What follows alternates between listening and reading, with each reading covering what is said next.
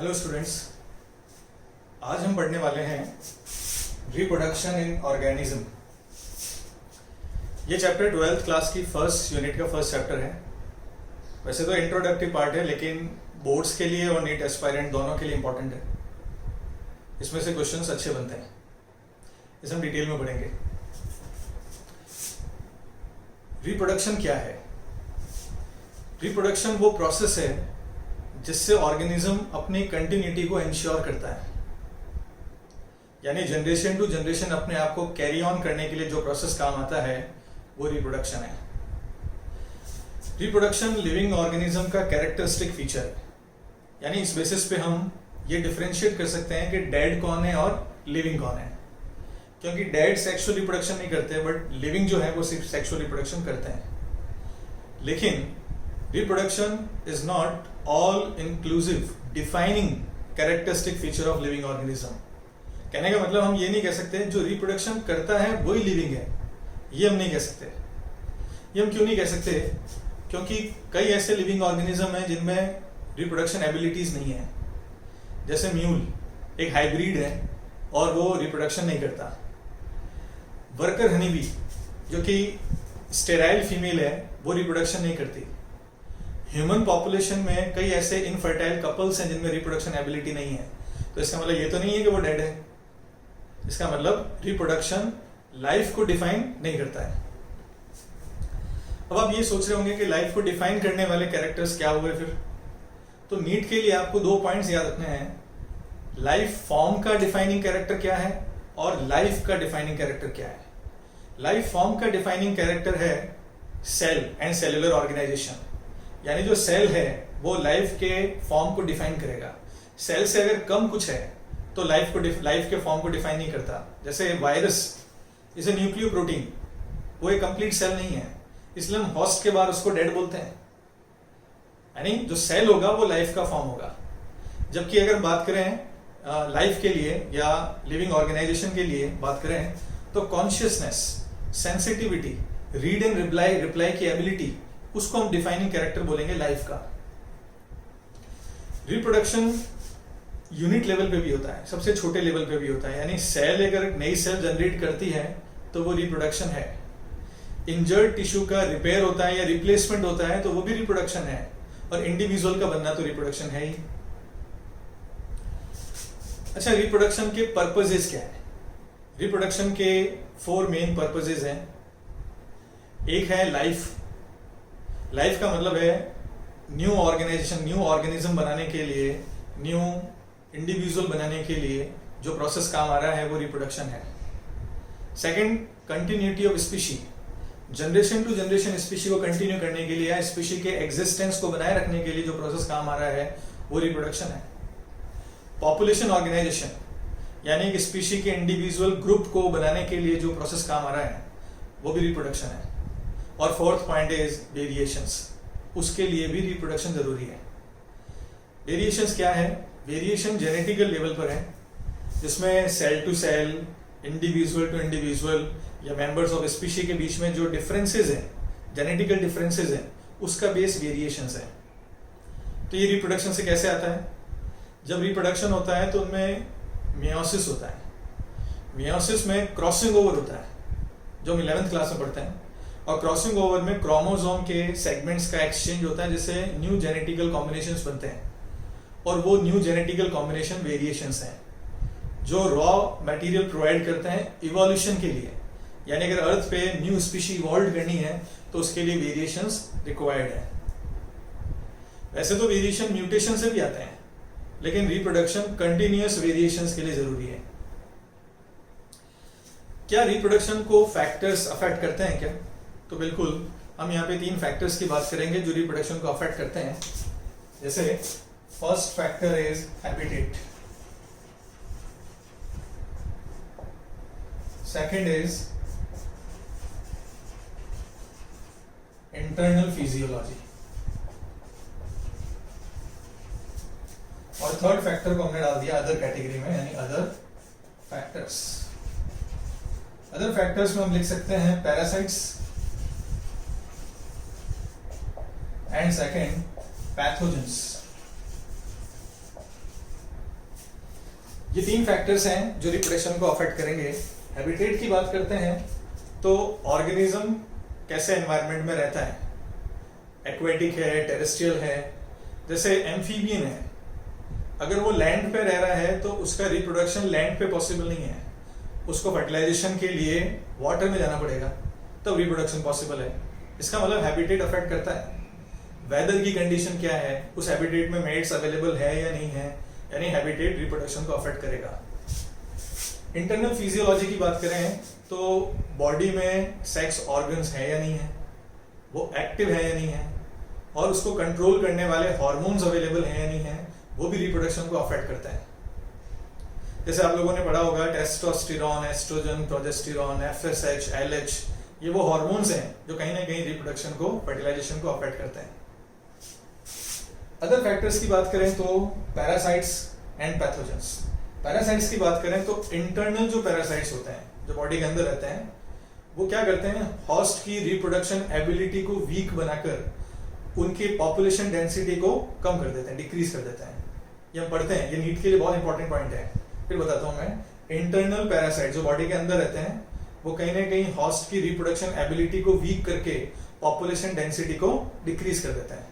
और पैथोजेंस की बात करें तो पैथोजन पता है, वायरसेस, बैक्टीरिया, वर्म्स, फंगस, है ना, प्रोटोजोन्स, ये सारे, इनकी अगर बात करते हैं तो आपने सुना होगा कि एसटीडी होता है, सेक्सुअल ट्रांसमिटिंग डिजीज, और उनसे इनफर्टिलिटी जनरेट हो सकती है।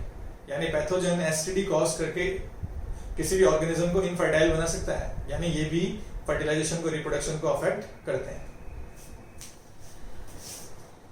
अच्छा, ऑर्गेनिज्म रिप्रोडक्शन कब करता है, वो अपने एक लाइफ स्पैन में रिप्रोडक्शन करता है। लाइफ स्पैन क्या है, बर्थ से लेके नेचुरल डेथ के बीच के जो पीरियड है उसे हम लाइफ स्पैन बोलते हैं। यह पॉइंट ध्यान रखना है, नेचुरल डेथ, एपोप्टोसिस यानी प्रोग्राम्ड डेथ की बात नहीं हो रही है, पैथोजन अटैक करके डेथ की बात नहीं हो रही है, पैरासाइटिक जो इंड्यूस्ड डेथ की बात नहीं हो रही है, ये नेचुरल डेथ की बात हो रही है। तो बर्थ से नेचुरल डेथ के बीच का जो पीरियड है वो लाइफ स्पैन है। इसमें अलग अलग फेजेस हैं, जैसे बर्थ है, फिर ग्रोथ है, फिर मैच्योरिटी है, फिर सेनेसेंस है, और फिर डेथ है।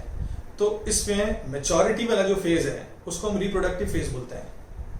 कोई भी ऑर्गेनिज्म बर्थ लेगा, उसके बाद में वो ग्रो करेगा, वो ऑर्गन लेवल पे, टिश्यू लेवल पे ग्रो करेगा, और वो प्रिपेयर होगा रिप्रोडक्शन के लिए। और जब वो मैच्योर हो जाता है, जिसको हम प्यूबर्टी फेज बोलते हैं, और वहां पे वो रिप्रोडक्शन करना शुरू करता है। सेनेसेंस एक इरिवर्सिबल एजिंग इफेक्ट है, यानी अब आदमी बूढ़ा हो रहा है, एज आ रही है उसमें, और उसके बाद में उसकी डेथ हो जाती है। यानी हम मैच्योरिटी वाली फेज को रिप्रोडक्टिव फेज बोलते हैं। लाइफ स्पैन ऑर्गेनिज्म की साइज पे डिपेंड नहीं करता, ये लाइन भी इंपॉर्टेंट है नीट के लिए। लाइफ स्पैन ऑर्गेनिज्म की साइज पे डिपेंड नहीं करता, यानी हम ये नहीं कह सकते अगर ऑर्गेनिज्म छोटा है तो उसका लाइफ स्पैन शॉर्ट होगा, ऑर्गेनिज्म बड़ा है तो उसका लाइफ स्पैन लॉन्ग होगा। हम नहीं कह सकते। क्यों नहीं कह सकते? जैसे टॉर्टोइज और एलिफेंट दोनों की साइज में डिफरेंस है, लेकिन टॉर्टोइज का लाइफ स्पैन 150 ईयर्स है और एलिफेंट का लाइफ स्पैन 60 ईयर्स है, 60 to 75 ईयर्स है। इसका मतलब साइज में बड़ा डिफरेंस है, लेकिन लाइफ स्पैन में ऑपोजिट डिफरेंस है। क्या सिमिलर साइज वाले ऑर्गेनिज्म का लाइफ स्पैन सेम होगा क्या? तो ये भी जरूरी नहीं है। क्रो और पैरेट दोनों अप्रोक्सीमेटली सेम दिखते हैं, बट क्रो का लाइफ स्पैन 15 ईयर्स है और पैरेट का लाइफ स्पैन 140 ईयर्स तक है। प्लांट्स का एग्जांपल में लेते हैं तो mango tree, banyan tree and people tree यानी फाइकस रिलीजियोसा की बात करते हैं तो ये एक जैसे दिखने वाले प्लांट्स हैं, but mango tree 6 years, banyan tree 200 to 300 years, और जो पीपल ट्री है वो 2000 to 3000 ईयर्स है। इसका मतलब बहुत बड़ा डिफरेंस है। एनसीईआरटी में कुछ एग्जांपल्स दे रखे हैं लाइफ स्पैन में, एनिमल्स और प्लांट्स के एग्जांपल दे रखे हैं जिनको आपको नोट करना है, क्वेश्चन बन सकता है। जैसे काऊ है, डॉग है और बनाना ट्री है, इन तीनों का लाइफ स्पैन 25 ईयर्स है। हॉर्स है तो 50 ईयर्स है, क्रोकोडाइल है तो 60 ईयर्स है, बटरफ्लाई है तो 1 to 2 वीक्स है, और फ्रूट फ्लाई है अगर बात करते हैं ड्रोसोफिला की तो 1 मंथ है। प्लांट्स में जाएं तो राइस प्लांट है तो 5 मंथ्स है। सिक्वोइया, सिक्वोइया आपने नाम सुना होगा, ये जिम्नोस्पर्म का रेडवुड ट्री है, इसका लाइफ स्पैन 3000 to 4000 ईयर हो सकता है। ये नोट करना है आपको, 3000 to 4000 ईयर हो सकता है सिक्वोइया प्लांट का। लाइफ स्पैन पर बेस्ड कैसे क्वेश्चन नीट पूछ सकता है? अगर हम यहाँ बात करें तो दो टाइप के क्वेश्चन बन सकते हैं प्लांट और एनिमल के लिए, कि कौन सा प्लांट है जिनका लाइफ स्पैन शॉर्ट है और कौन सा प्लांट है जिनका लाइफ स्पैन बहुत लॉन्ग है। सेम क्वेश्चन एनिमल्स के लिए, कौन सा एनिमल है जिनका लाइफ स्पैन शॉर्ट है और कौन सा एनिमल है जिनका लाइफ स्पैन लॉन्ग है। तो अगर हम बात करते हैं तो प्लांट्स के लिए शॉर्ट लाइफ स्पैन रहेगा अरेबिडोप्सिस का, इनका लाइफ स्पैन 40 डेज तक है। और अगर बात करें लॉन्गेस्ट लाइफ स्पैन के बारे में तो आंसर आएगा इसका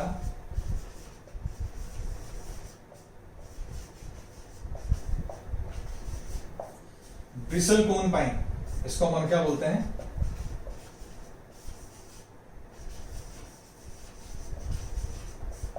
पाइनस लॉन्गेना। इसका लाइफ स्पैन 4700 ईयर्स तक जा सकता है। इसको हम देवदार का ट्री भी बोलते हैं। ये लॉन्गेस्ट लाइफ स्पैन इसका रहेगा। रही बात एनिमल्स की, तो एनिमल्स के लिए एक इंसेक्ट है जिसको बोलते हैं मे फ्लाई। इसका लाइफ स्पैन ओनली 1 डे है, 24 आवर्स। रही बात लॉन्गेस्ट लाइफ स्पैन की, तो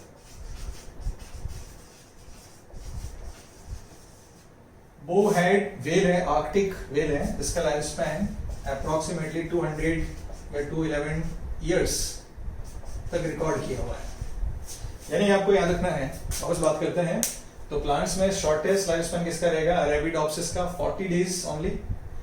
और लॉन्गेस्ट किसका रहेगा? ब्रिसलकोन पाइन, जिसको हम बोलते हैं पाइनस लॉन्गेना, यानी 4700 ईयर्स तक जा सकता है।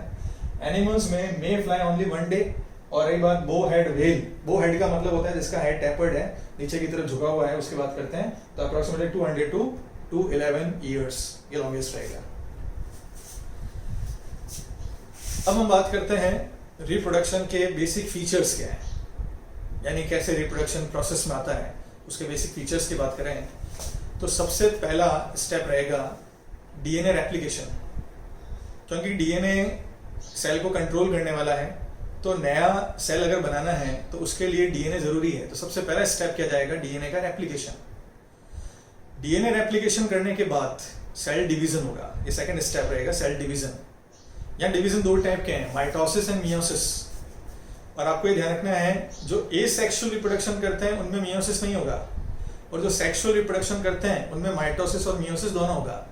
यानी एसेक्सुअल में ओनली माइटोसिस और सेक्सुअल वालों में माइटोसिस और मियोसिस दोनों। यानी पहला हुआ डीएनए का रेप्लिकेशन और सेकंड स्टेप में क्या हुआ? सेल डिवीजन, माइटोसिस और meiosis. But that is depend on type of organism, वो कैसा है, वो कौन सा रिप्रोडक्शन उसने ऑप्ट किया है। थर्ड स्टेप के अंदर होगी ग्रोथ। ग्रोथ प्रोटोप्लाज्म लेवल पे ग्रोथ होगी, प्रोटोप्लाज्म उसका एनलार्ज करेगा, बड़ा होगा और उसके लेवल पे उसमें ग्रोथ होगी। फोर्थ स्टेप में उनमें रिप्रोडक्टिव यूनिट्स बनेगी। रिप्रोडक्टिव यूनिट्स का मतलब क्या होता है? वो स्ट्रक्चर्स, वो फॉर्म जो जर्म सेल्स बना सकती है, जो सेक्स सेल्स बना सकती है, जो रिप्रोडक्शन में पार्ट ले सकती है, वो यूनिट्स उनमें बनेगी। और फिफ्थ स्टेप में वो जर्म सेल यानी रिप्रोडक्टिव यूनिट्स एलॉबरेट करेगी या डेवलप होकर न्यू फॉर्म्स या न्यू इंडिविजुअल जनरेट करेगी। ये बेसिक फीचर्स हैं, इनका सीक्वेंस नीट में आ सकता है। तो वापस इसको अपन सीक्वेंस में लेते हैं। First DNA replication, second step cell division, mitosis और मियोसिस। थर्ड स्टेप की अगर बात करें तो ग्रोथ, प्रोटोप्लाज्म लेवल पे ग्रोथ। फोर्थ स्टेप की बात करेंगे तो formation of reproductive unit. And fifth step की बात करेंगे तो एलॉबरेशन और development of unit to form new individual. ये बेसिक फीचर्स रहेंगे। अच्छा, क्या ऐसा कोई ऑर्गेनिज्म है जो इमॉर्टल है, जो अपने लाइफ में कंटिन्यू रिप्रोडक्शन करता रहता है? ऐसा कोई ऑर्गेनिज्म नहीं है। कोई ऑर्गेनिज्म इमॉर्टल नहीं होता है। सिर्फ आपको यूनिसेलुलर स्ट्रक्चर को छोड़ना है, यानी अमीबा। अमीबा को हम इमॉर्टल बोल सकते हैं क्योंकि उनकी पेरेंटल फॉर्म फिशन के थ्रू डॉटर सेल में कन्वर्ट हो जाती है। इसका मतलब वो इमॉर्टल स्ट्रक्चर माना जा सकता है। ये भी नीट के लिए इंपॉर्टेंट है, आपको नोट करना है। अच्छा, रिप्रोडक्शन कितने टाइप्स के होते हैं? अगर इसकी बात करें तो रिप्रोडक्शन के 2 टाइप्स हैं। एक टाइप है asexual reproduction and second type is sexual reproduction. ये आपको जानना है, एसेक्सुअल एंड सेक्सुअल रिप्रोडक्शन।